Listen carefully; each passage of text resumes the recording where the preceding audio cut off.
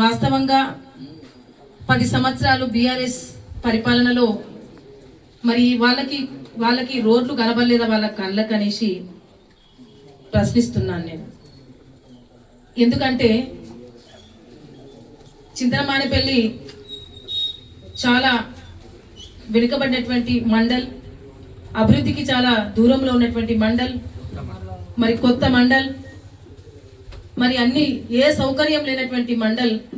మరి 10 సంవత్సరాలు వాలయంలోనే కదా మండల్ ఏర్పడింది, వాలయంలోనే కదా మరి ఏర్పడినప్పుడు దాని అభివృద్ధి, ఆ మండలిని అభివృద్ధి చేయాలనేటువంటి ఇంగిత జ్ఞానం కూడా లేకుండేనా అని అడుగుతున్నాం మేము. ఇంత నిజంగా ఒక్కొక్క అన్నలు తమ్ముళ్ళు ఈ విధంగా ఉంది మా మండలం, ఈ విధమైనటువంటి పరిస్థితిలో ఉంది అనేసి చెప్పుతూ ఉంటే నిజంగా చాలా బాధేస్తుంది. అన్న ఇప్పుడే సోదరుడు చెప్పినట్టుగా ఒక కుటుంబమేమో మూడు దపాలు పాలించింది, ఒక కుటుంబమేమో 4 దపాలు పాలించింది. కానీ చింతనమానేపల్లి గుర్తు రాలేదా? చింతనమానేపల్లి రోడ్లు గుర్తు రాలేదా? ఇండ్లు గుర్తు రాలేదా? అభివృద్ధి గుర్తుకు రాలేదా అని అడుగుతున్నాం. తింటే తరగని ఆస్తులు కూడా పెట్టుకున్నారు మీ హయాంలో.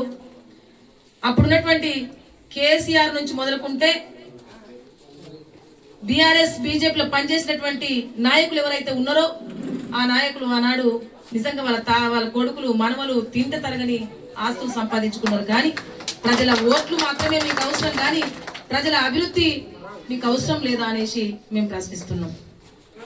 వాస్తవానికి ఈ దేశ స్వతంత్ర పోరాటం నుంచి మొదలుకుంటే ఇప్పటి వరకు కూడా ఆనాడు కట్టినటువంటి పరిశ్రమలు, ప్రాజెక్టులు, రోడ్లు, బండ్లు, గుళ్ళు అన్ని కూడా వేసినటువంటి ప్రభుత్వము కాంగ్రెస్ ప్రభుత్వమే. ఆనాటి నుంచి ప్రజల పక్షాన ఉంటూ ప్రజల సమస్యల అభివృద్ధి కొరకు పనిచేస్తున్నటువంటి పార్టీ ఏదంటే కాంగ్రెస్ పార్టీ, కాంగ్రెస్ ప్రభుత్వం. వాస్తవంగా చెప్పాలంటే తెలంగాణ రాష్ట్రం ఏర్పడ్డ తర్వాత అందరం ముతక నుంచి మొదలుకుంటే అందరం కొట్లాడితే గౌరవనీయులు పెద్దలు సోనియమ్మ గారు నిజంగానే వాస్తవంగా తెలంగాణ రాష్ట్రంలో మరి బడుగు బలహీన వర్గాలు ఎక్కువగా ఉన్నారు, అభివృద్ధికి చాలా దూరంలో ఉన్నారు, తప్పకుండా తెలంగాణ రాష్ట్రం ఏర్పడవలసిందనేసి తెలంగాణ ఇచ్చినటువంటి గొప్ప మహానీయురాలు మన సోనియమ్మ గారు. ఇచ్చినాక బంగారు తెలంగాణ అవుతుంది, ఉద్యోగ అవకాశాలు, ఉపాధి అవకాశాలు, రోడ్డు సౌకర్యాలు, ప్రాజెక్టులు, ఉపాధి అన్ని రకాలైనటువంటి ఉద్యోగ అవకాశాలు అన్ని దొరుకుతాయి అనేసి మనం ఎంతో ఆశపడ్డాం.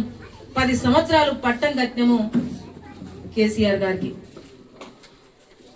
కానీ వాళ్ళ కుటుంబ సభ్యులే పరిపాలన చేసి తెలంగాణ రాష్ట్ర సంపద అంతా దోచుకొని బతుకులేని తెలంగాణను చేసి మన చేతిలో పెట్టడం జరిగింది.